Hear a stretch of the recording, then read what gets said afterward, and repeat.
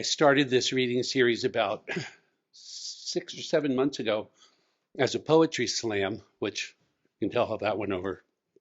Nobody wants to compete at anything, which is fine. At any rate, it's so nice to have a nice turnout and have a new venue of people who aren't all hyped up to compete, but rather just here to share their great work. And this is really exciting for me. Um, we have 12 people on the who are reading tonight, and then we'll take a break halfway through, so you can have more refreshments. I won't, what'd you say? There are a few more chairs. Oh, we have more chairs. Hi. Um, I wanted to say that we are being filmed tonight. This is being recorded. It'll be shown on the YouTube channel of our. CTSB. Thank you. Thank you. It's easy to get and see. What else?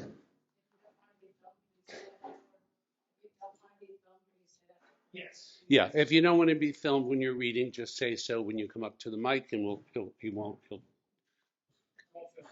film you. Um, so I thought, the first poet, it's always hard for the person that has to read first, because it can either set a mood which lingers, or it changes the whole energy, and everybody's just as thrilled about that. So I wouldn't ask one of my readers to do that. So I will be the sacrificial lamb. The question is what to do for you. Uh, I get photographed a lot because I'm a photographer, but by other photographers. And one photograph that he took of me went all over the world, and it's just amazing. So I wrote this poem about that. Somebody took a picture of me, and it went all over the world, even if I didn't. People stop me on the street and in cafes and bars and ask me if I'm me. Who else would I be? There are two of us in the photo, Indian Larry, the biker, who was my lover at the time, and me, and we are kissing. The love we had for each other was special and unique. A straight man and a gay boy, and we knew who we were. No picture was needed to remind us. The picture is owned by people who don't know either of us, and yet they seem to think we are the photograph that captured our love.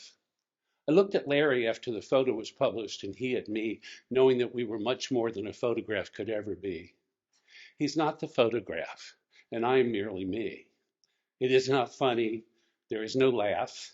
I'm just a man. I'm not a photograph.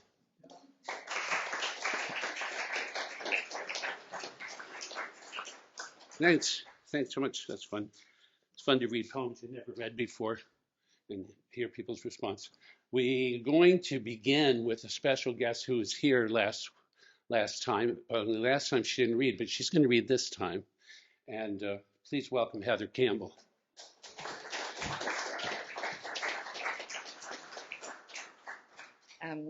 So this first poem, I wrote it, and then I went to the person who inspired it, and I said, I'm a writer, and I wrote this poem. Here's my number if you want to see it.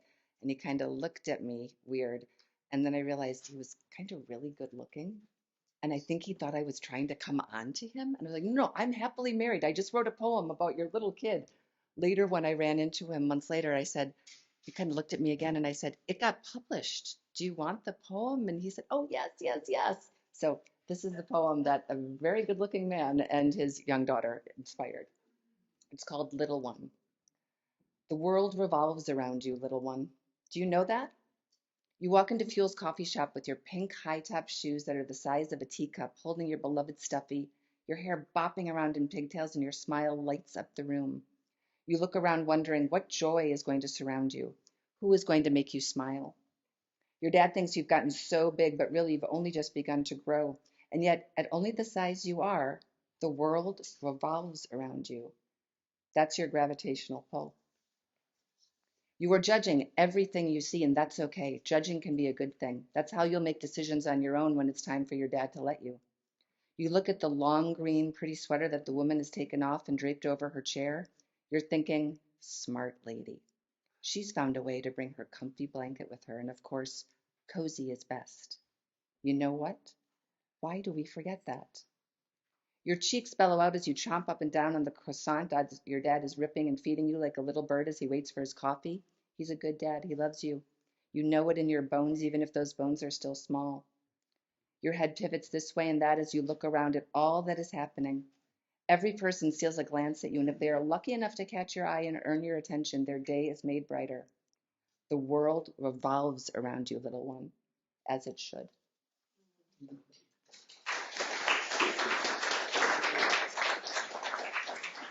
So this next poem I wrote after seeing a hard play, and it's entitled, I Asked. It was hard, but I asked. I was warned you'd never tell, so why ask? It would only hurt me, but I needed to know. Did you? Did you do it? I was so young, I'm not sure what happened. I remember curling up into a ball thinking if I was still enough, you wouldn't see me. When I finally asked, you said you'd explain it in a letter. 6 years later, the letter was all about you, your feelings, your hurt, your childhood. It sounded terrible. I'm sorry, and I understand. Maybe there's another letter with more explanations about what happened to me, not just about what happened to you. Maybe you can't send it now. Are you afraid of my anger? Afraid of your sadness? Afraid of going to jail? Maybe it will be sent after you're gone because you can't send it now. I hope I get that letter soon. But I don't want to end on that note, so I've got one more. And this was written after seeing my family. It's entitled, I Know. I know how to hug. It starts with a smile, not on our faces, but in our hearts. Did you say hello? I thought I heard it when our cheeks crossed, but maybe I just felt it. Our arms surrounded each other. There's a moment of ease, even as we strain to hold on.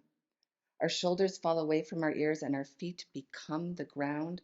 Our hearts take a coordinated beat. We breathe deeply in, then out. As we pull apart, our smiles have grown. I didn't think my smile could get bigger. I was wrong about that. I know how to hug.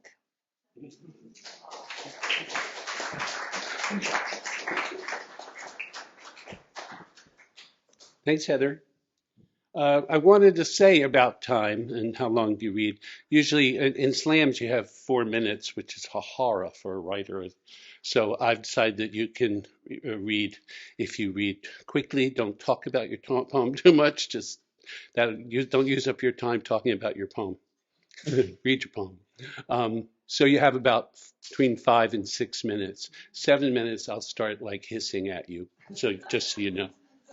Okay, and one of my favorite poets that I've met since I've moved here to this part of the world, Kitty Kelly. Keeper. Kitty Keeper. Kitty Keeper. Yeah. Good evening, everyone. I'm suffering from asthma, so if I dash out of here, it's nothing about you. It's everything about this part of my throat. Okay. Poem in a basket. On the outside table, a new basket every summer for the same bones, sea glass, and shells. Petrified sand dollars, a porpoise jaw with teeth, the skull of a deer, vertebrae, barnacles, petrified space from an ancient pair of clamshells, olive, cockle, razor, mussel, and whelk. Ezekiel in the valley of the dry bones. Prophesy, mortal, speak to the bones. Tell them to grow sinew and muscle, skin, eyes, knit together, breathe, stand, move. Speak, prophet, speak to the bones. There is a turquoise porcelain button with one word, hope, among the bones and shells. My poem in a basket.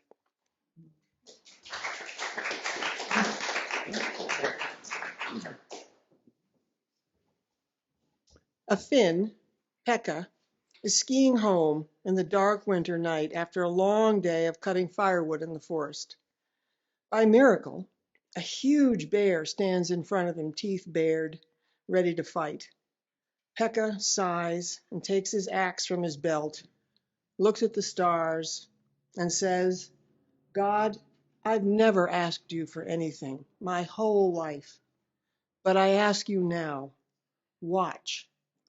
This is going to be one hell of a fight. This is the story of Sisu. When it was described to me, I knew it was my mycelium, connecting me with others who endure, tolerate, persevere, eyes open, burdens carried, cold sweat chilling the effort's end. Such long duration, exhausted. It is the mushroom root more than meets the eye. My soul, mycelium, connected in the heart. Sisu is my core, found in a glance with a stranger.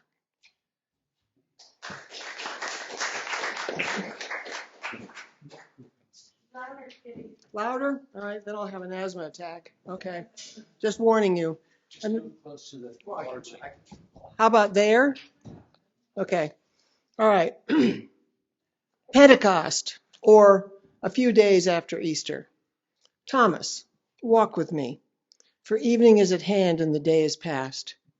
Be my companion in this darkness as I walk alone. We will talk, and maybe hope will join us on the way. Tell me, what did you get for your doubt? Say what you found. Say what you saw. Tell me. Did you touch the risen man? Was he warm or was he cool? And his wounds, did they weep? He had blessed those who had believed without seeing. Did you wince at those words? Or bow your head turning away? Or did you look straight back at him into his eyes, wanting to believe? And as you looked, what did you see? Tell me.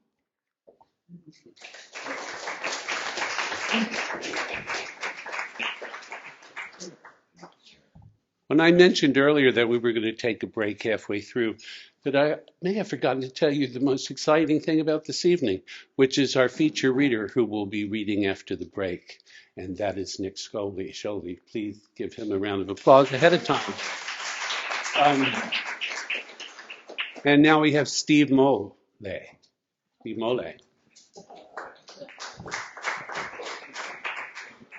So see if you can guess who this poem is about. And I'll give you 2 hints. He's a dead poet. All right? I'm busted, I'm beat, I'm out on the street, just a one-eyed hobo, no shoes on my feet.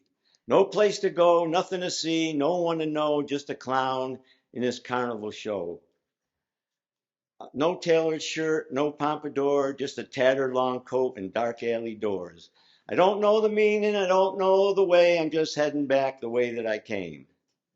Days growing shorter, nights growing long, just send me a postcard to this desert town. No place to go, nothing to see, no one to know, just a clown in this carnival show.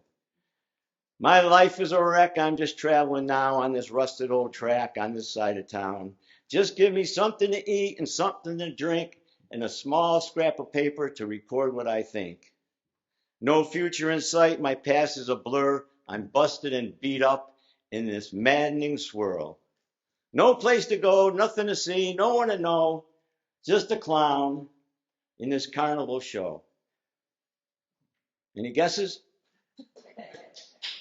Whitman. Who? Jack Kerouac. That's it, you got it. Thank you, Steve. Steve's gonna after the reading, Steve's gonna play some music as we're mingling to leave, and you have to stay and hear him. Cornelia Kalischer, is that correct?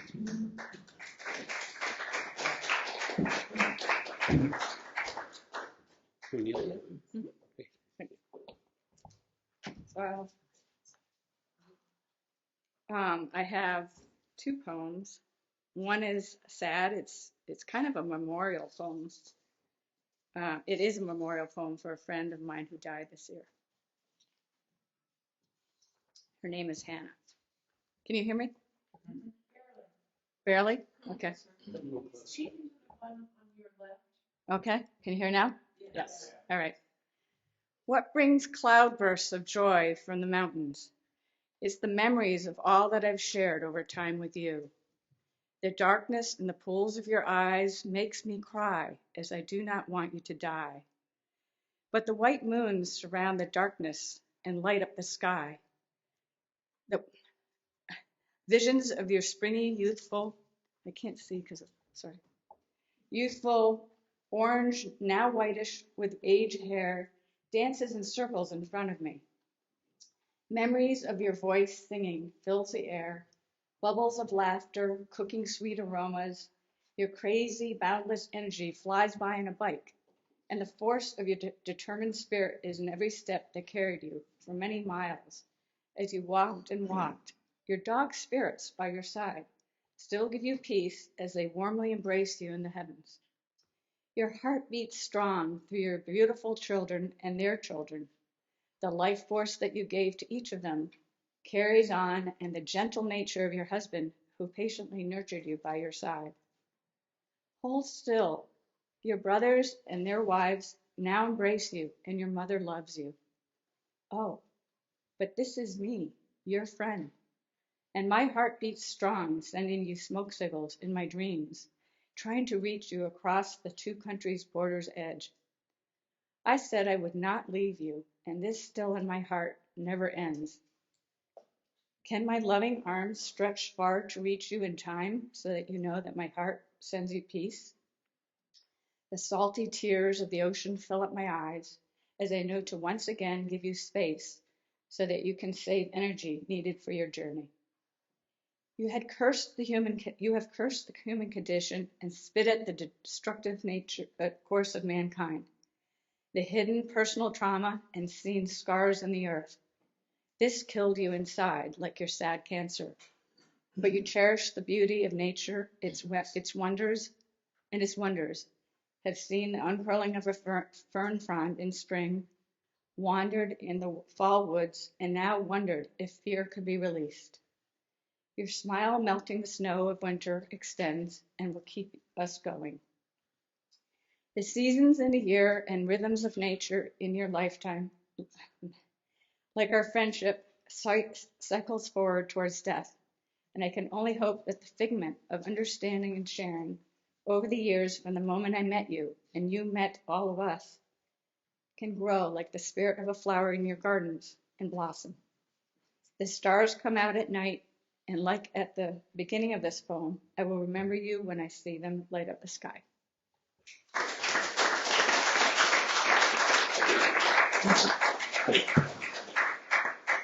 Should I read one more? It's shorter. So I kind of call this Maui. And it's not Maui recently. And it's also about death in a way. So, was it the restless moment I woke in the night, pen in hand, scratching in the dark, that moved me to write this poem? Or the stillness and peace in my soul after hearing the whales call under the sea in the morning and seeing the light shine down through the clouds high in the sky at night? I could not sleep as for some unknown reason, something more powerful stirred me to connect with you. Having seen life on one side of the road and death on the other, I felt the pull to write. The ink flowing, I tried to capture the power of the day and the power of the night and the power of God, God's arms reaching,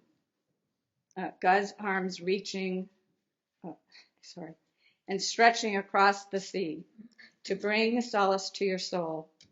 And as you did for me, I send you strength from my heart.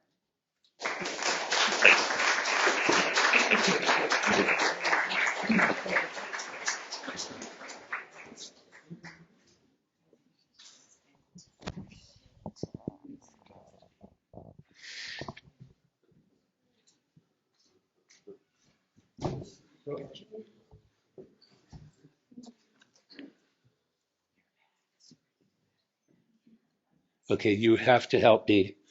Your last name is Martin and your middle name is Fox, but your first name is Bell. Bell. Yes. Ah, what a beautiful name, Bell. Let's hear it for Bell.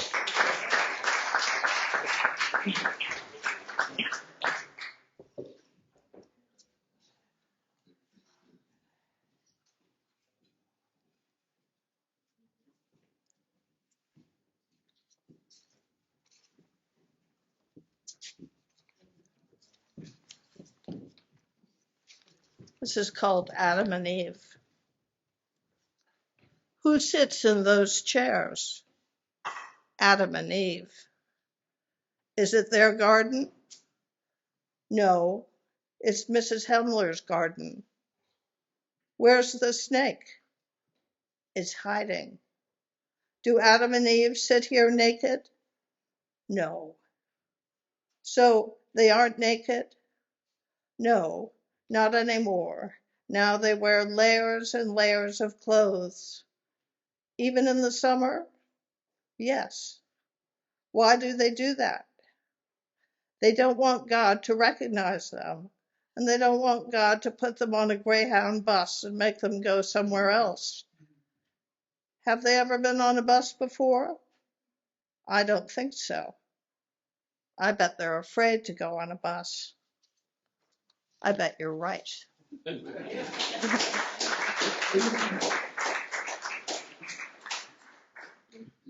This is called Resting Place. Driving by, I saw the sudden outcropping, plastic flowers leaning up against a make-do cross, set in hardy weeds and gravel, a teddy bear, notes and cards, edited by the weather, with nothing left to say.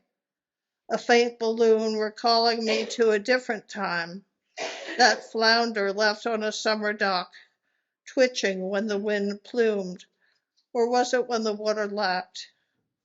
Day upon day I drove by this shanty memorial, its image knitting into the din, into the whole non-scape, the seeing without sight. But one day, some day, a day, my eyes saw what my brain could not. It was gone, all gone, the cross, the flowers, the stuffed bear. Rest was revoked, memory repealed, sorrow timed out by a nameless road worker just doing his job. The irretrievable me came up against the irretrievable resting place.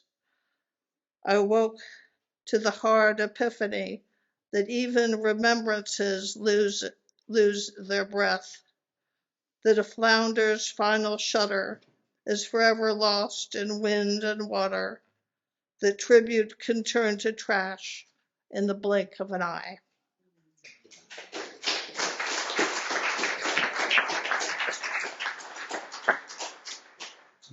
And this last one is called The Deer's Cry. He said, I can hear the deer cry. It was hard to look down at him. What did you say? He repeated, I can hear the deer cry. I asked, can you see the light coming through the branches? Out of his child's lips came the sorrow and the promise. That's not it. I said I can hear the deer cry. What am I supposed to do? Quiet your thirst with their tears. Let them drip down your small chest. Be baptized in their wetness. Let them pool around your feet, becoming lakes and oceans that will hold you, carry you or not. He looked back up at me, having heard everything or nothing. I can hear the deer cry, he mouthed. Alleluia, I said. Thank you.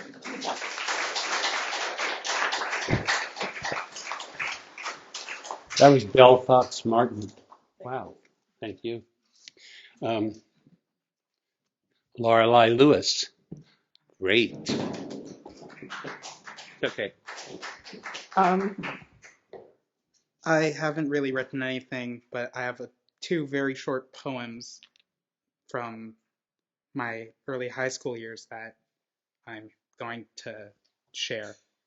The first one is called I'm Not Okay. Am I speaking the mic correctly? Yeah, the left one. Cool. No matter how much I run, I never get farther away. trying to leave, but I always stay. No matter what I say, I'm always down, crying myself to sleep, hoping that I drown. No matter what I do, I can't forget about you. Whatever should I do? I wish I could. I wish I would, but I can't. So I just wipe the tears away and say, I'm not okay.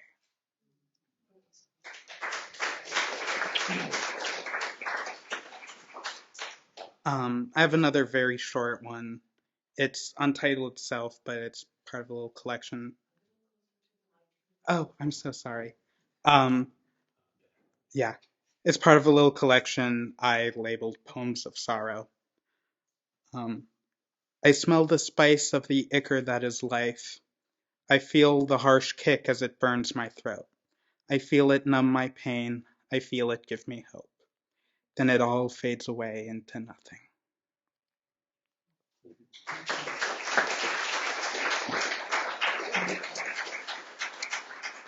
Thank you. Lorelei Lewis. Before the next reader, if anyone has come in and wants to read, just see me and I'll put you on the list. The next reader is Alan Carter.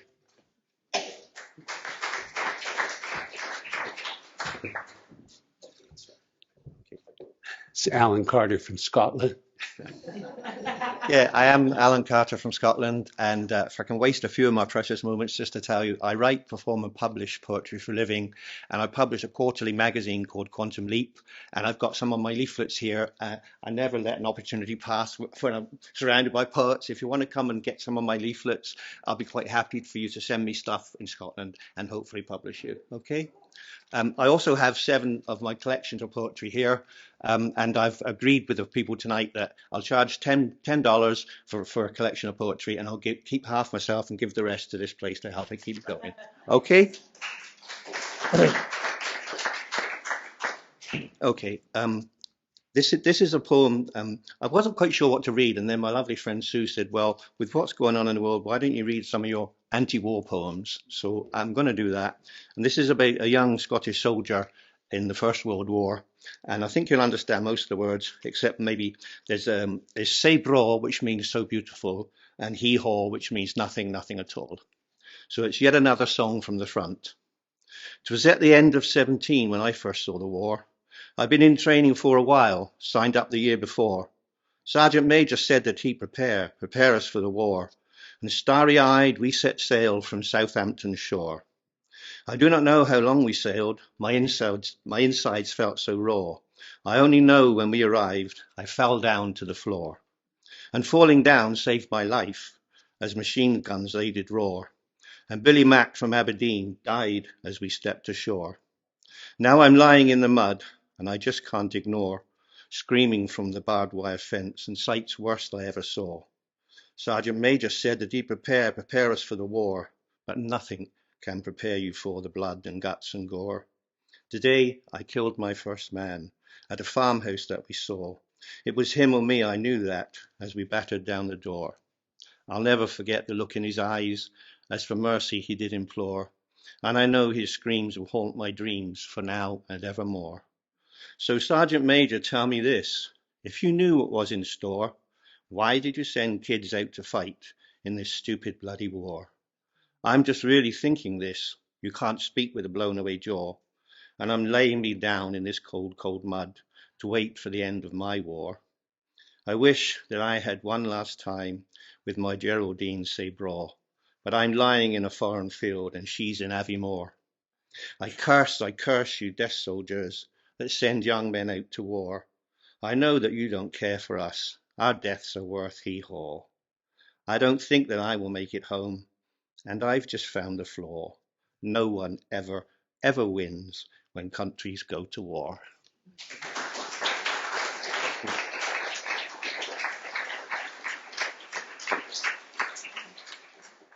Okay, and this is kind of my personal take on the stupidity of it all. It's called Of War and Peace and Hate and Love. There are so many different kinds of love, so many ways to find a perfect peace, to soothe the soul and bring release from pain. Why then does mankind strive so hard to find ways to hate and ways to wage war, and, never learning the lesson of those who've gone before, do it all again? Make love, not war. Make love, find peace. Lose hate, make love. Make love be your goal. Bury hate and war in the hole they deserve. Then love and peace is all that will remain. Make love, make love, make love. Make love your refrain. And let that love be a love for everyone, a love that will sustain. Peace and love has to start somewhere. It's the only sane way to be. Peace and love has to start somewhere. Why not with you and me? Take my shoes, march a mile in them. Even 100 yards would do. We're not so different, are we, me and you? Make love, make love. Doesn't have to be with me, but now we have the flag of peace unfurled. Just love your fellow man and see what joys now sown are small seeds for this world, and what giant steps can now be taken. Excuse me. And that whimpering in the corner, that's just hate and war, crying bitter tears of resignation as a new day dawns. Thank you. Is that it? One more? Okay, I have one more. I wrote this on the day that Russia invaded Ukraine. It's called Blue and Yellow Swathes. Blue and yellow, excuse me, blue and yellow swathes the streets of many cities in the world. Ukrainian flags wrapped around the shoulders of so many people, protesting that a flag of war has been unfurled. Unfurled by a megalomaniac still smarting from the demise of the USSR, seemingly intent on nothing more than resurrecting that sad state, while at home, even his own people demonstrate against the war. Even as I write these words, men, women, and children are crying. Men, women, and children are dying, all just to satisfy the ego of a man who still mourns the death of the KGB. As I watch the war unfold on TV, so many stories yet untold, yet another battered, bloody face appears. I can watch no more and stop it as I turn off the TV, wishing I could as easily stop the war. I wish for peace to live, but I have nothing left to give except my tears.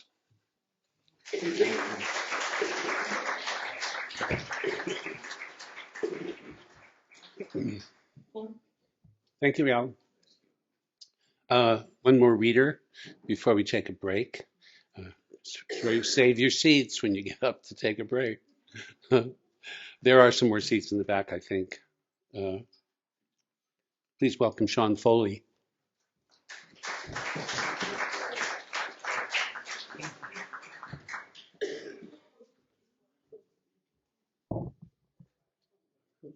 This work of shaming. My grandfather said, if ever you think you are being treated unfairly, do your job so well, it shames them. Define fair. This one directive leaves room for little else. A lifetime can go by trying to shame people who are not listening, who barely know you exist, whom you yourself barely know exist, except in feelings, anger, impingement, hurt. This one wisdom from the broken man guides what? Over a lifetime. Extrapolate any bitter pride over decades, a lifetime of layoffs and downturns and having the one beer to have when having more than one. To all 7 children, and the depression and war and the beginning of the Teamsters, what a quixotic thing to tell an 11-year-old. I missed the obvious information at 19 conveyed by the pieta of his so obviously broken body as I lifted him from his last hospital bed as the orderly spread fresh white sheets. No one but those you love are buried on top of you. Thank you.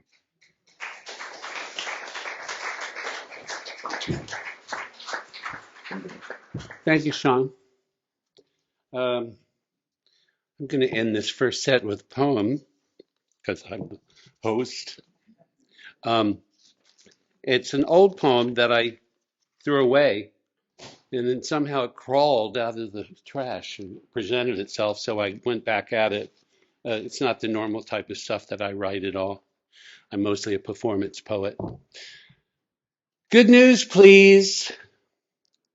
May 23rd, 1985. Tell me something good. Tell me there's world peace. Tell me about the cure for hate. Tell me about hope. Fill my ears with the voices of children laughing in the daylight. Tell me something good. Because I'm tired of the bad news. I've lived long enough to be Waco-ized and OJ-tized and JonBenet Ramsey-ized. Tell me something good. Tell me about the discovery of brotherhood. Tell me about friendship. Tell me unconditional love was voted into law and didn't need to be enforced. Tell me something good. Tell me that money was abolished and that everyone everywhere had all they needed. Tell me that everyone had stopped hurting themselves with things that were bad for them. Tell me that the earth had healed itself. Tell me that the air we breathe is clean, that the water is pure, that purity still exists. Tell me some good news, please. Tell me there were no more police because none were needed. Tell me that AIDS was yesterday's history, that cancer had been eradicated. Tell me that racism had gone the way of the dinosaurs. Tell me that greed and avarice had been outlawed. Tell me that all the guns on the planet had been gathered and melted into a giant sculpture of two hands embracing. Tell me something good, and tell me soon. Okay. There's still wine and some snacks, I believe, out there and stuff, and we'll be back in 10 minutes. Thank you. Tonight's feature, I always have a feature once, second Friday of every month we do this, and there's always a feature poet. If you're interested in being a feature, you can find me through Andreas' website and submit some work, and we'll talk about it, and or just come up and do a poem in my face, and I'll say, "Oh, you're really great." So, but we're really lucky to have this guy here. I have this huge bio for him that I was going to read, and I have it on my phone, which I saw the kids doing on television. I thought, wow, how did they do that? And then I figured it out. So just for you who don't know this gentleman, as far as the poetry goes, Nick Sholley started out at the age of 7 or 8 singing songs to himself as he made them up. Through his 20s, he spent time as a writer's personal assistant, a photographer, a photo editor, a beer magazine editor, and a legal, financial, advertising, administrative assistant, all of it grist for the word mill. While living in California, he acted on stage. He acted on stage for over 20 years, directed a few plays, wrote a few plays, got married somewhere in there, had a son a bit later. For the last 15 years, he's been a psychotherapist helping people return to the best versions of themselves. Breathing deeply into the belly helps just as it does when one is in front of an audience. When life is best, he is still scribble singing. A book of his poetry condensing decades of songs and not-so songs will be available for purchase or long-term loan in the spring of 2024. Please give a warm welcome to Nick Sholley.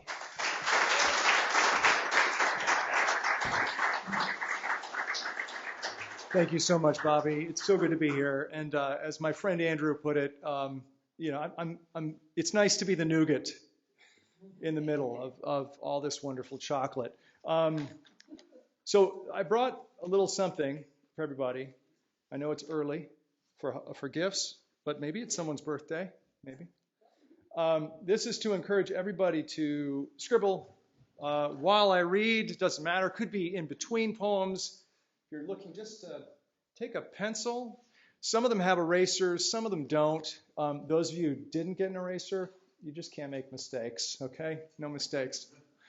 I'm going to set my timer, and in 15 minutes I will explode. So if we could all, yeah, if you want, just the cards. Yeah, it's for the cards. I prepared a piece for that. An invitation. Feel free to make use of the card or not. There is no pressure to put on yourself or the card. There is no pressure, only possibility. Something may occur to you. Oh, right, mayo. Got to get some mayo. Or you might want to write down a word or a turn of phrase, an image, a turn of another phrase, an embodied sense. All are welcome. A memory, a good joke, a bad joke. And here, this brand new, it's your very own haiku to take home with you. 575. A literal number or someone else's phone number or your own, an offer, a counteroffer, a collectible signature, an opportunity and the materials to make a one-of-a-kind business card, a calling card, a goodbye note, the birthplace and home of the world's next knock-knock joke, a promise to yourself, an invitation to you from you, an invitation you can RSVP to, an invitation to write down not just what you want, but what you at your very core need. This card can be a time-traveling ally to make sure you don't forget something or other as the brain edits out more and more. To help you keep your eyes on the exquisite prize that is what your self-center at the heart wants most, walking you through time's halls until the heart itself melts the walls. Bless you. Such things might happen now, or you might want your money back, or your time. So here's the last of it. Bless you again. It's a greeting card. Hello. Very good. So this one is called Restless Breath, but before I get to this one, can we all just take a collective breath together? Breath in and out. Long exhale, exactly, through pursed lips, even better. And now we're all here in the same space. This is called Restless Breath. Where it all begins, the thought, intrusive, the tension, building, the tentative hold, the pressured release. If one is lucky, the whispered sigh, the lift in awareness, the challenge to as is, the loosening of an unnecessary holding.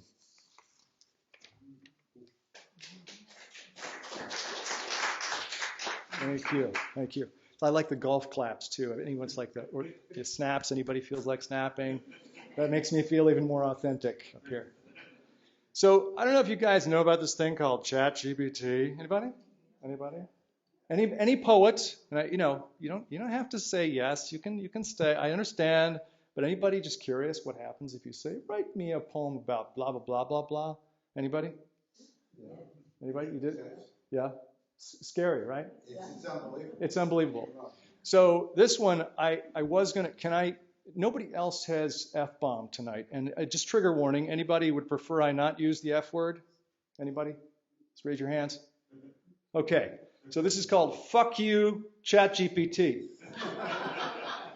But it's also called "Cat, I Farted." Do you guys know about this? So in France, I farted, right?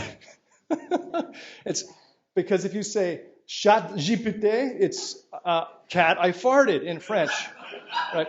So all over France, it's like, "Cat, I farted." Yeah, no, I looked it up and I tried it with "cat, I farted." So this is also called "Cat, I Farted."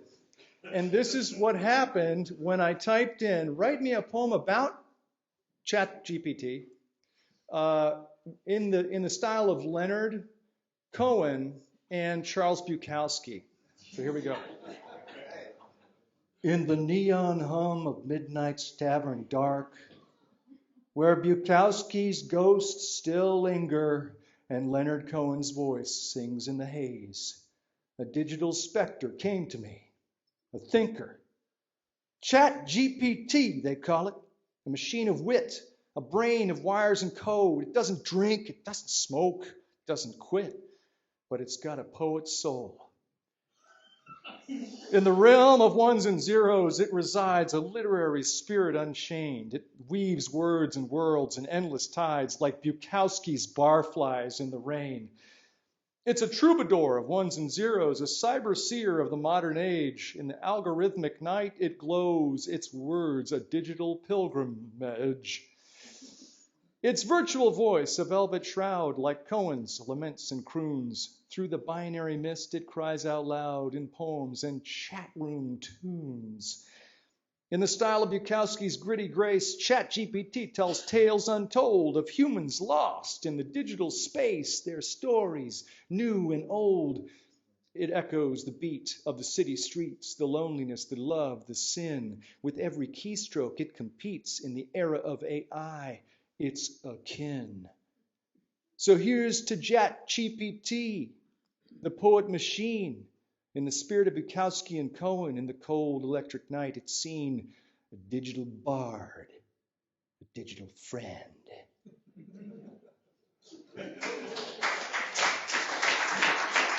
Fuck you, ChatGPT! Okay, this one it just spilled out. Am I just? Every time, the money was nothing, just $44 in the overall scheme of things. It's nothing.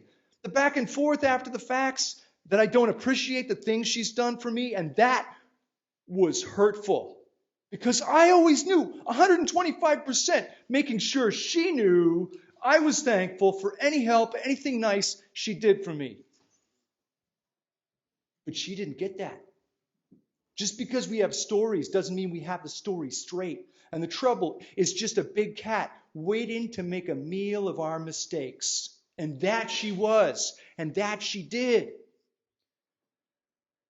Or am I just thinking, sure she did, now that she's gone?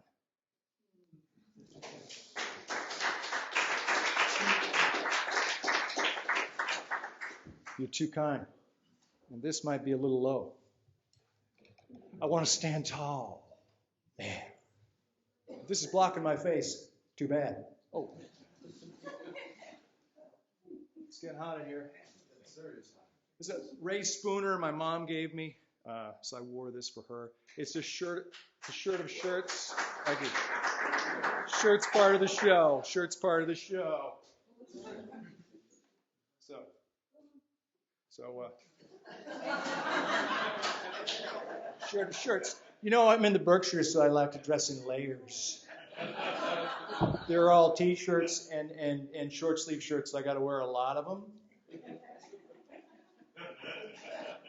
I'm only half kidding.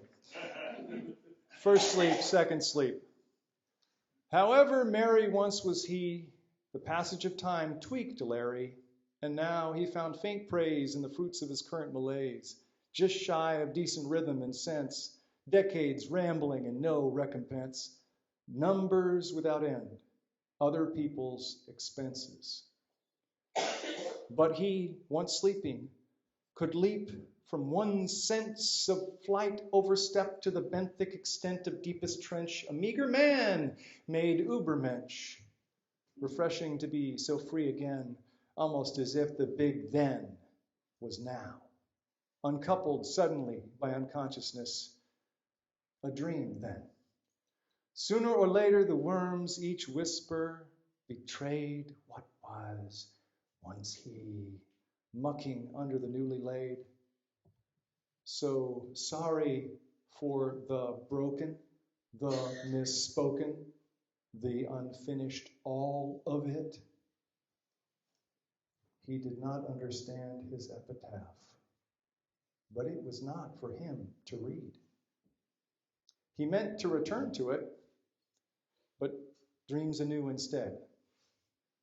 Friction, a searing flame, a memory, a lost hurt child, a first dance, an uncertain gosling, a glory-filled laugh, an expanse, like a perfect stone skipped.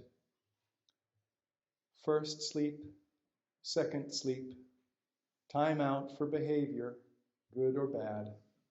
Larry sleeps, then slept. Upon waking, he could be accountable now, not quite past accounting.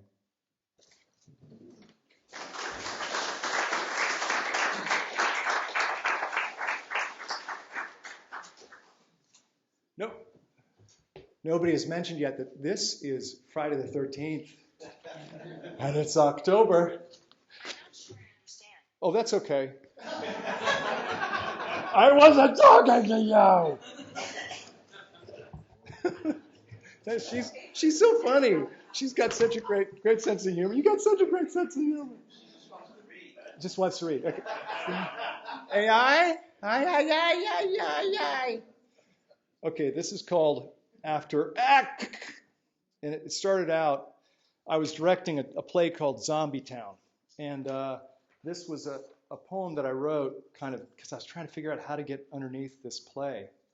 It's a very funny play by a guy named Dan Bauer. And anyway, the After Act was, I meant to write After All, and my finger slipped, and I was like, no, that's kind of perfect.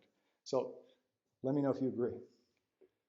Back from the undead, recycled to the good, hoping for better weather, brutally misunderstood. We were, after the 7 undeadlies, we were the longly held beliefs, just as longingly dishonored, distorted, and disowned by the undead yet to be. And these were those who had to go, entitled in their self-grief, already past caring, giving us their meat screamingly, alarmingly, but so sweet it is to be past alarm after a life of anxious vigilance. It felt good, if we may say so, to finally be the one feared, the one who, rich as we may have been, has nothing left to lose except this hunger. And there were those who had to go, best friends deep inside the apocalypse towers who had long ago forgotten how to live and left it to us in those final moments to remember. To be all appetite is a form of peace, however momentary, when the hunger is met. We felt good as a whole, or on the whole, had lost the need for language. We still, some of us, had an animal desire to stay close to others of our kind. We zombies do our best work in hordes. Note to other zombie collectives, work inside the grammar of each civility and co-opt it to the purposes of eating brains. Zombie us all entrained and entranced to eat any grey offal presented to our gods, provided it feels, looks, smells, and tastes like brains. Silver platter or paper plate, every pate and every palate, deeply gorged and satisfied. Our Lord, what bounty, our Lord, what grace, as has never been said before such a meal before. On second passing, on second watching, meanings could always be disgorged, edited, reabsorbed. And some were left behind along with anyone who happened to be waiting to be saved as by a cavalry or a superhero or deus ex machina. Those who happened to be waiting at their tables, defiantly ignoring the gurgling, spouting chaos around them, as if waiting for service to descend like breast with milk, nipple through silk, so unlike what else was to be loved, because it was so uncomplicatedly, excruciatingly gorgeous. The competition already, sliced, diced, fried, and dried brains.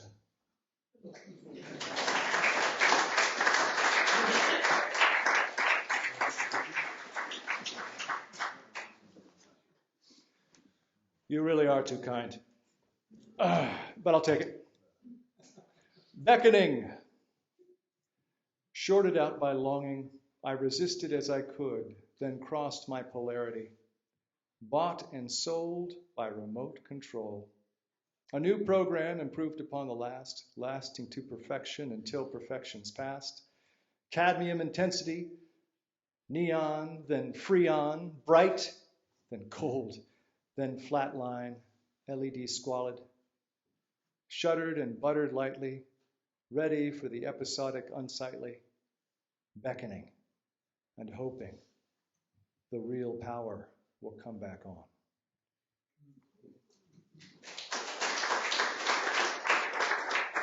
Thank you, thank you. For this last one, this is more personal. I just spent 9 days doing the Kripalu Mindful Outdoor Leadership School.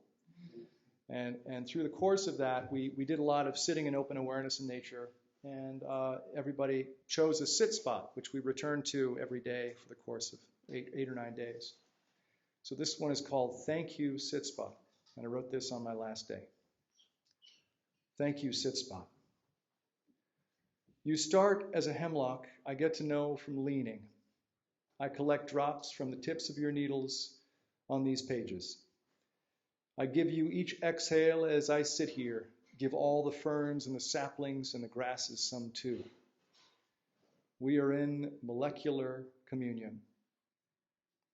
Swirls of oxygen and carbon between us, veils unseen. A chill drop lands on the back of my hand, a reminder to the senses. Then a clear, heart-born signal, outward in thanks, relaxed, open, trusting this wide world home. This wash of green grows more distinct, more itself, expansive as I am broadening, blending, borrowing to become a we. Soft at the human edges, allowing consciousness to settle upon itself. Nothing to do, no one to be, nowhere, no time. I breathe in again. I take the world in with me. Thank you, I think, for this sheltering sit, this place for it to begin again, day after day, 8 in all so far. And after I'm gone, it will be some other sit spot, maybe, for them to get acquainted with this we. We never left. Here we are again. A moment of rapt fascination attention when I roll outward with my senses. Bird calls to the south, now southeast. A chatter of delicate contact calls. I see one particular dead branch coming off a sister tree. Hemlocks might harbor spirits of Mohican ancestors. That sister tree draws me in as I soften into my periphery, allowing more of the world in, allied. Blood pressure drops, breathing slows. A moment, maybe 2, of stillness. And I can think of no better reason for being a separate being than to say thank you to Source and be kind in the thanking. I tilt my head to the sky and feel another chill drop to my forehead and my cheek. I welcome water now in a different way.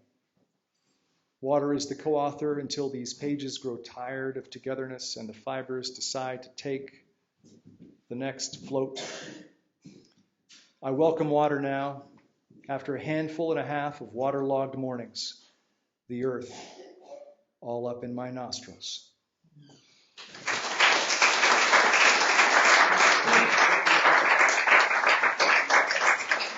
Thank you very much. Did the cards make it around? Cards and pencils? Did that sputter? And it sort of did. It sort of did, more or less. I thought, Steve, after you said that about the page, I thought we got to get sheets in people's hands, right? Because it's like, what wasn't? You said something about in your Kerouac poem about the sacred page and the maybe now I'm embarrassing both of us. Oh dear.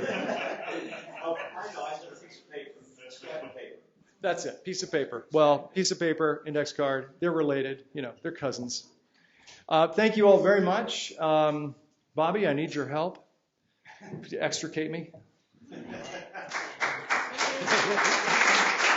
Nick Sholley, everybody.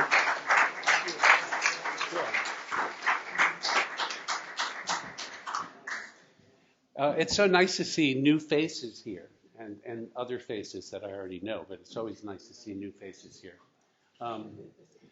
Just by a show of hands, who here came here when Deb Kaufman was alive and running this space? Look around everybody. That's a lot of people, you know. And how long did Deb run this space? 17 years. That's so great. She has such a great energy. The first time I walked in this space, I thought, I want to meet this person who this belongs to.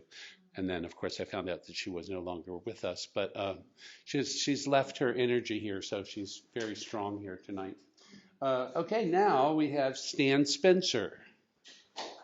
Are you here, Stan? You are here. Great.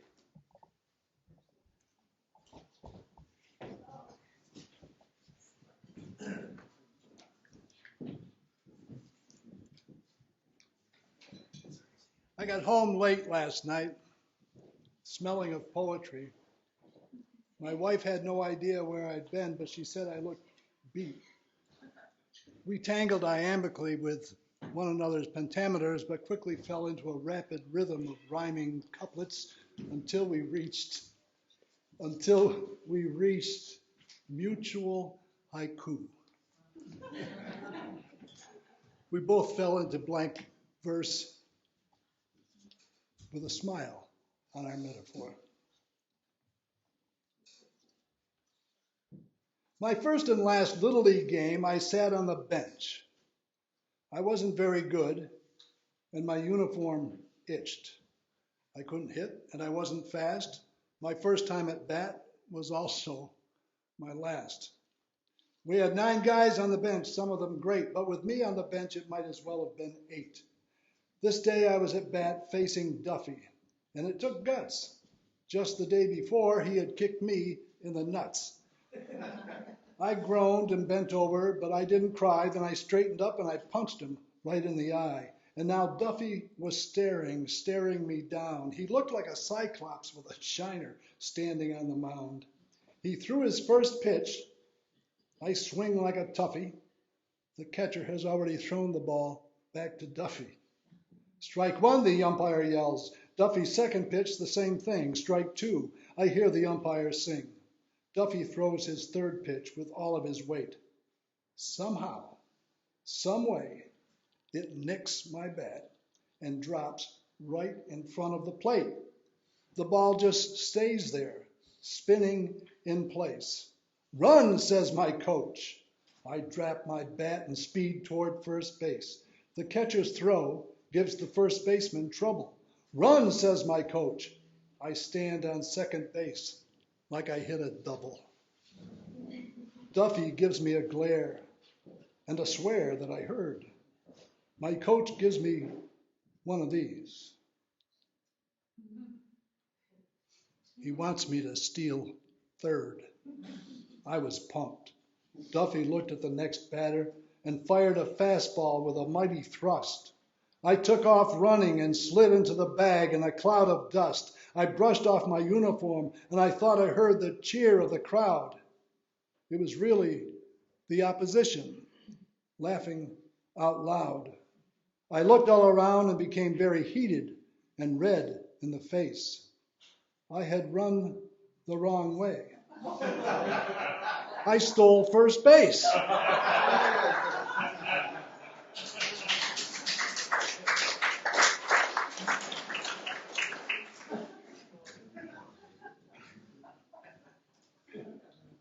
I dreamt I saw my father stocking shelves in our pantry. All he had on was a Guido apron. My mother was handing him cans of Maybe I'll Get Lucky. She was wearing an open chenille robe that said, Maybe you will. The cat that hadn't been seen for days came out from behind the Freon coils of the humming refrigerator like the solution to a young love's riddle. My father turned. Whether it was the gentle whoosh of chenille to the floor or cat out the door matters very little.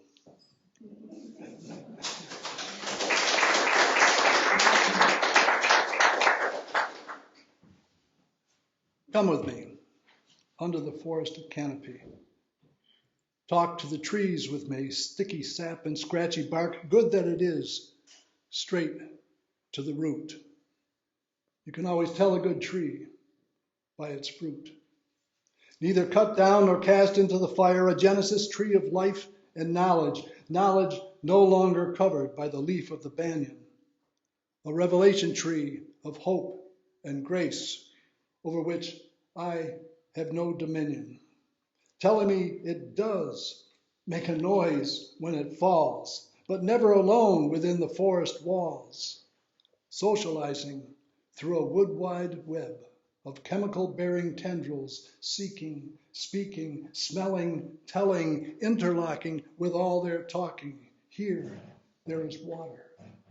Here it is drier. Beware the beetle. It's cold. It's hot. We're on fire. One tree told me humans first took a branch and made a club, then a spear, a raft, a canoe. The noise from the felling of trees filled the air. The house, the home, the porch, grandma's rocking chair. One tree spoke of smoldering smoke on Monument Mountain, turning trees to charcoal to feed the iron furnaces, making cannonballs and bloodstains and human remains. Truth, Burnham Wood, doth come to Dunsinane. With war that divides north and south, red and blue, them and us, me and you, slave and free, and we, so full of ourselves, so sure of ourselves, cannot just be. Come with me under the forest canopy. Talk to the trees with me, sticky sap and scratchy bark, good that it is, straight to the root. People will know us by our fruit. Thank you.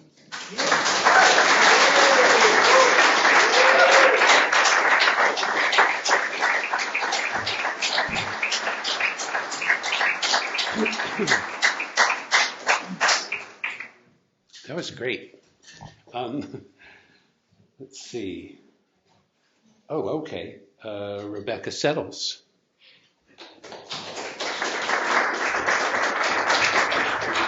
So short. That's okay.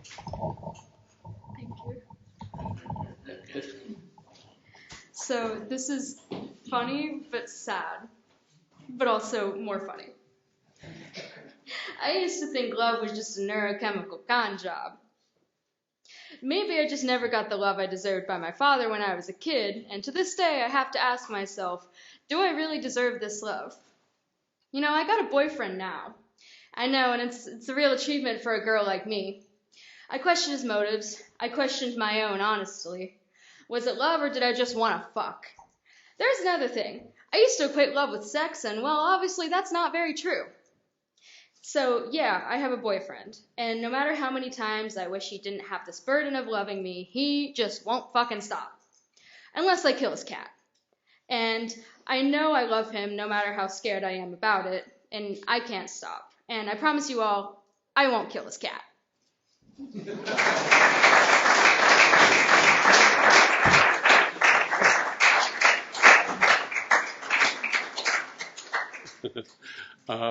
Let's welcome Andreas Engel. This is a rare thing, so really encourage him.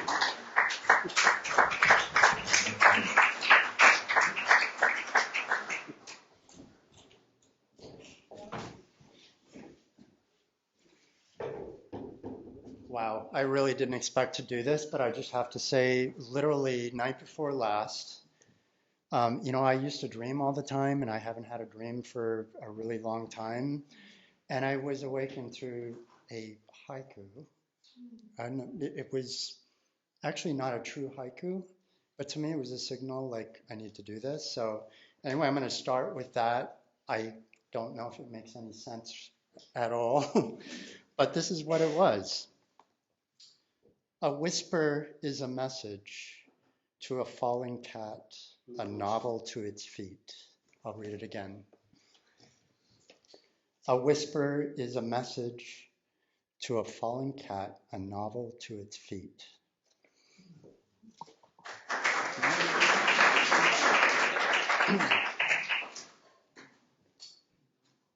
This one is called She Thrives in Chaos. She thrives in chaos, monotone, gravelly voice, projects shadows that leave temporary imprints on a slouched figure on the wall. Others ignore her, clumsily seeking light like battered moths at midnight. But her shadow looms and uncoils like an octopus, smothering ink into the atmosphere in her silent and controlling way. Her misery is too profound to hold alone. Others must sleep and wake in it. Taste the blandness of her soul, in spite of the exotic spices that flavor her. A black hole swallowing happiness, she waits for the moths to notice.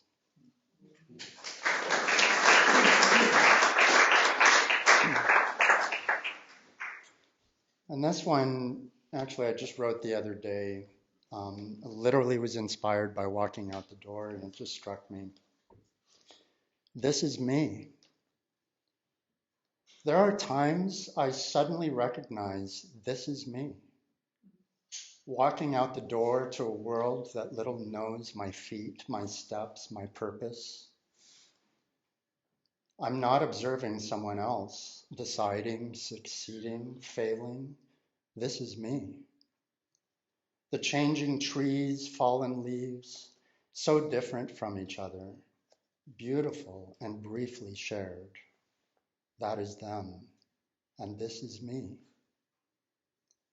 The deep sorrow for what is lost, not music in a minor key, not drama on TV, nor a book that pulls and tugs.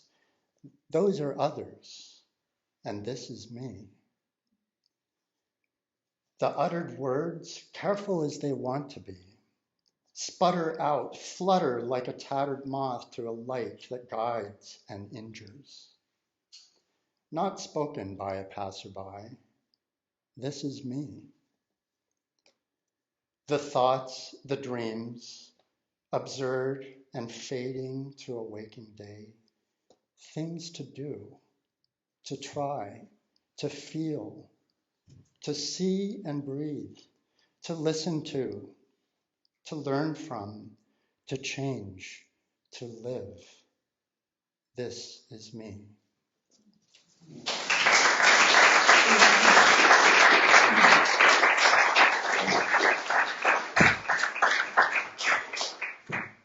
It took a long time to get him to read here, which is great. Let's see. Travis Lusk. Great.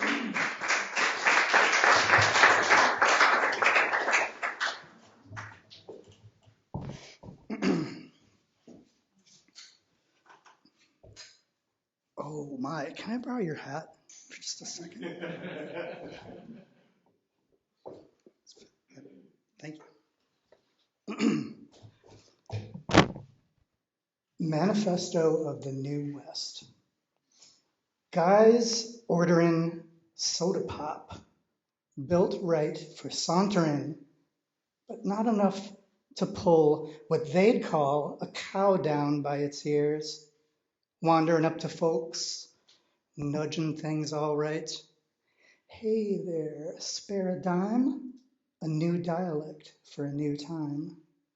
Boots preferred, shoes maybe, doesn't make a difference for wide smiles across rooms, waving hands all around about vast or smaller events.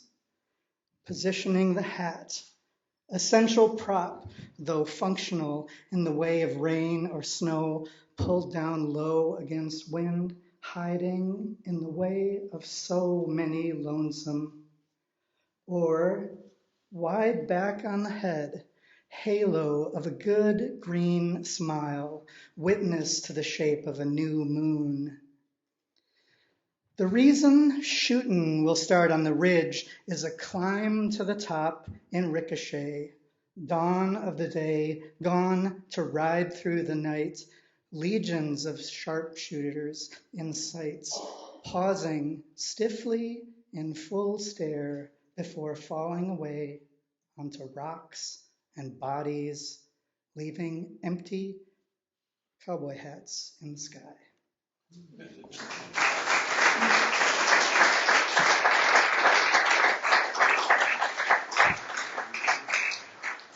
That was great. Where's the prop when you need one? That was brilliant. Let's have Jennifer Clark.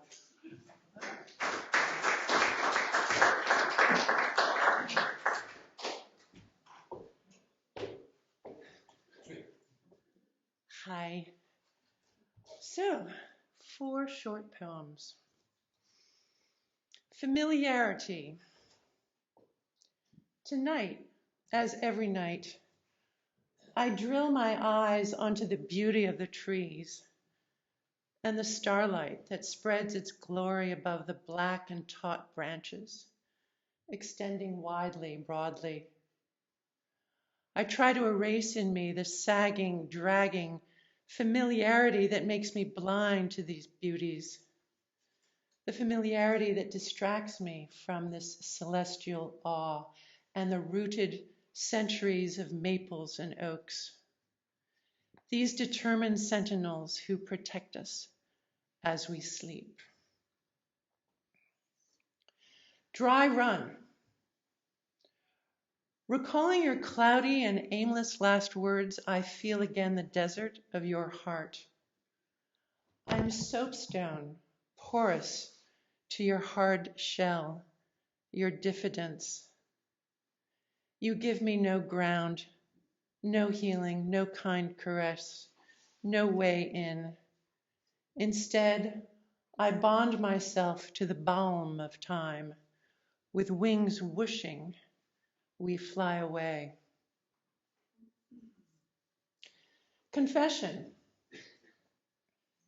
A full-hearted session with Phyllis, who counsels me to know that I am worthy to be listened to, worthy to help guide a conversation, worthy to smooth the awkwardness of my family's relationships, and worthy to guide men who dominate my words when we speak.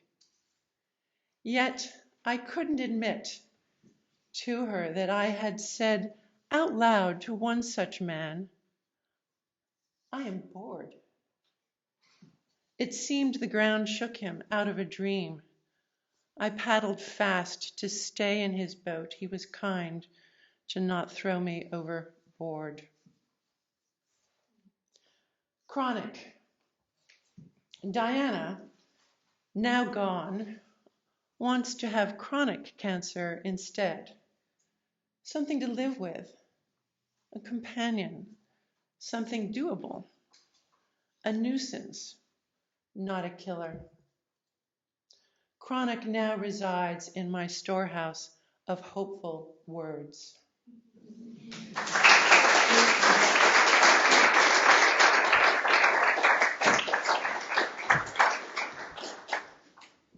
Thank you, Rebecca.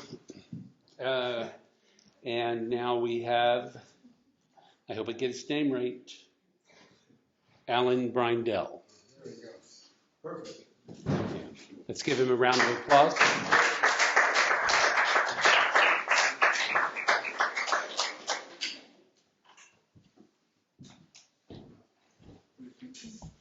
Good evening. I have one poem and one story of context to precede the poem, if I may. A few years ago, I completed a play that was produced in New York City at the Workshop Theater, an off-Broadway theater in New York. The play recounts the story of 4 young people who escaped the Holocaust after leaving their families and remaining on their own and on the run, including throughout Europe and into Siberia for the duration of the war. The story are those of courage, resilience, and determination and will to live another day. One of those individuals, Simon, after years of running, joined the Polish army, which was, for all practical purposes, the Russian army. As he marched through towns that had been destroyed and desecrated by the ravages of war, he and his fellow soldiers discovered that in the wake of all the Jews being murdered, the Poles and Ukrainians had turned on each other. As they marched through the Ukraine, they would enter a Polish house, only to find the owner nailed to the wall, spikes through his wrists and ankles, his throat slit, and cakes of dried blood on the floor. And then they came upon the Majdanek concentration camp within days following its liberation. This poem is about what Simon witnessed. The poem, entitled Shoes. As we marched, we saw the dead on the road, from weakness, from bullets, leathered, emaciated corpses, looks of horror frozen on faces. There was no peace, even in death. Those alive had arms and legs like broomsticks, joints bulging, skin the yellow color of a rotten apple. Inside the fences of Majdanek, I saw the piles. Teeth brown from malnutrition, hair organized by color and texture, broken eyeglasses, and the pile taller than the others. The pile I could not have imagined. Shoes. From babies and small children. Tiny shoes. The Germans had no use for such shoes. So the pile grew and grew. The men of my battalion, warriors, sobbed like babies. I forced myself to the pile. I took 2 shoes within the palm of my hand. I would later learn the horrors of that camp. But for that sacred moment, and for all eternity of time, I hugged the tiny shoes as tightly as I could, and I wept. End of poem, beginning of life. Thank you.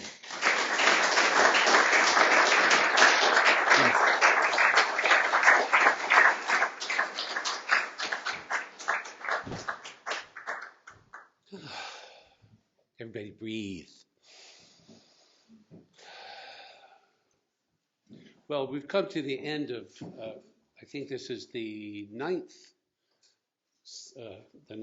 event that I've done here. So I was going to end with this poem, but like I said at the beginning, words change energies. So whether I should continue in this vein or whether I should be a little more entertaining and light. It's a nice way to go home peacefully and safe. So I'll save that for next month, and I'll do. I know there's people who've heard this poem, but people ask for this poem all the time, so I'm going to do it again. The workhorse poem. It's called My Life as I Remember It. At 2 years old, I whistled at the mailman and set a pattern for years to come. At 4, I danced in the sunshine of our front yard, an interpretive dance to the gods. The neighbors swore I was retarded.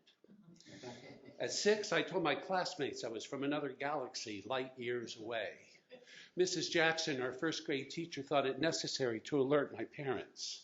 By 10, Mr. Grady, the art teacher, was alarmed by the colors I chose to paint with, red, black, and purple. In junior high, I was considered weird and neat at the same time because I dressed funny and my parents had tattoos and Harleys. All written reports from the faculty stated, talks too much and daydreams.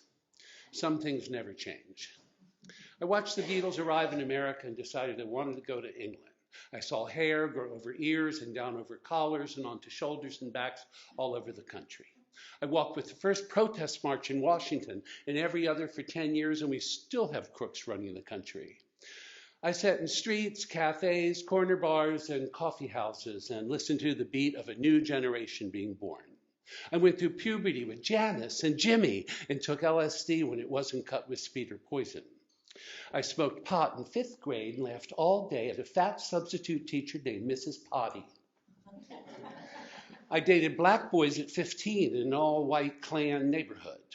I hitchhiked to New York from Baltimore with 3 queens in hot pants, long bleached shags, and blue truckers all up and down the turnpike. I've been addicted to LSD, PCP, speed, coke, pot, quaaludes, nicotine, sex, and the mysteries of the night all my life until I hit 28. Since then, it's only nightlife and sex. I've walked barefoot on 2,400-degree hot coals and not been burnt. Greta Garbo grabbed me from behind in traffic and saved my life. I've had green hair, blue hair, black hair, red hair, no hair, long hair, and all before 1973. I'm happy to still have hair. I walked Sunset Boulevard, Polk Street, 42nd, Hollywood and Vine, Christopher Farrell and Boulevard, Provincetown, Key West, Bombay, Miami Beach, London, Paris, Rome, Milan, Montreal, and every gay ghetto street listed in the book, and I'm still looking for the perfect lover. I lived as a woman for a solid year and had tits. Thank you. I've dated black men, white men, brown men, red men, yellow men, and several delicious women. I've been engaged, married, in love, divorced, separated, and brokenhearted. I've had syphilis, gonorrhea, crabs, scabies, hemorrhoids, hepatitis, appendicitis, dermatitis, at the flu at least 50 times, and I feel better now at 71 than I did at 25. I spent the last 11 years meditating, concentrating, contemplating, applicating, educating, investigating, and instigating a higher ideal. I've been a born-again Christian, a crystal-holding New Age visualizationist, a Buddhist, a Hindu, a Christian Scientist, a Universalist, a bullshit artist, a seeker of truth, a charlatan, a holy roller, a shamanistic dancer, a guru, a disciple, and an enigma to my friends. I'm a triple Gemini natural blonde who loves God and takes time out to smell the roses. I've been around the block at least 10 times, and I'm ready to go again until these feet won't carry me anymore. I have always believed in the power of love, and that the groove lies somewhere between the heart and the genitals. I've never been deliberately cruel, and I've never hit anyone with my fist. I hope I never have to. I've been a whore, a saint, a sinner, a healer, a heathen, an actor, a poet, a drag queen, a straight man, a teenage zombie, a punk rocker, a creaser, a clone, a faggot, a streetwalker, a skywriter, a vegetarian, a teacher, a student, a wanderer, a caretaker, a wild thing, a father, a son, a yogi, and a fierce hairdresser. I've been lost, found, confused, absolved, punished, and rewarded. I've stared death in the face and wondered why not me yet. I've talked and listened and heard and seen and been shown the way. I've played follow the leader, pin the tail on the donkey, 5-card stud, and Russian roulette with a silver-handled 38. I lost $8,000 in cash gambling and won $500 on a bet in less than a minute. I've seen the eye of God and been touched by her hand. I've seen miracles happen and been disappointed dozens of times. I've been almost everywhere, met almost everyone, seen almost everything, done almost all of it, and I'm still waiting to be discovered. The night has 1,000 eyes, and I'm a gypsy dancer who's still hungry for more.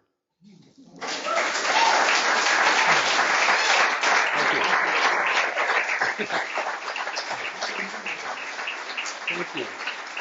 Thank you. Thank you. Thank you. Thank you. Thank you very much. Thank you so much for coming. Feel free to hang out and have some refreshments if you like. Please.